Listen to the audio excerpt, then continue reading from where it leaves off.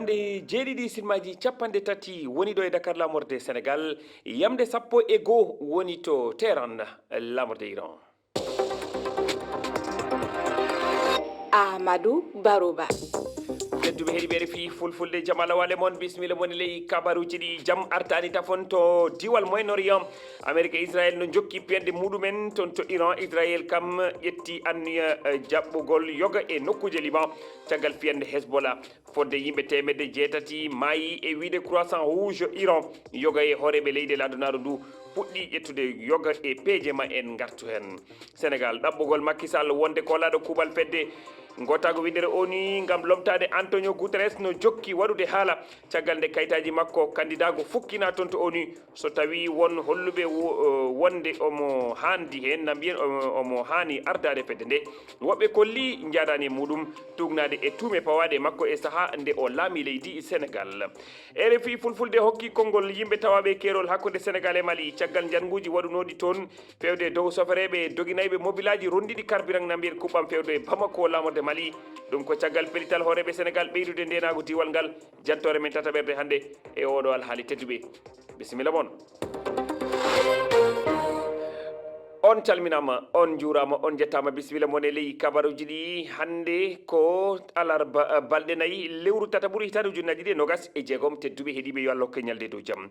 Jaam e deƴƴere teskaka tafon to wiyete diwal Moyen-Orient na mbiyen to funnague to kono Israël ngu ina ƴetti anniya jaɓɓugol yoga e nokkuje e nder leydi Liban caggal piyande ɗe fedde biyetende Hezbollah waɗi. Amérique e Israël kañum en kam no jokki piyande muɗum toon to Iran goomu croissant rouge ina waɗi limore yimɓe temedde jeetato mayuɓe gila hare nden fuɗɗi e nder ndi leydi. Keɗoɗen Ceerno Modou Ba.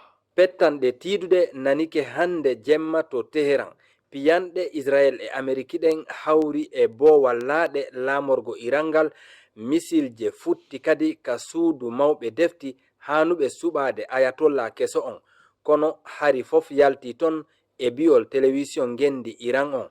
L'armée Iran ɗen kadi huulani nokkeli ɗuɗuɗi ka laral ton wano Doha, Abu Dhabi e Dubai. Drone hun Iran hawruno e suudu consulat Amérique on Dubai kono goto barmali hoorejo konu Iran inni ɓe jokkan huulangol nokkeli faggorɗi fadde piyanɗe Amérique e Israël taƴali.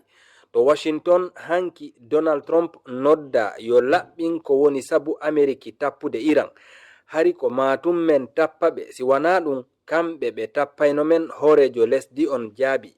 Yewtere lurrunde seeɗa e konngol kalfinaɗo diplomatie makko on e bi'ol Marco Rubio Israel ƴettino annuye ñusagol Iran haysi tawi Amérique tawdanoka.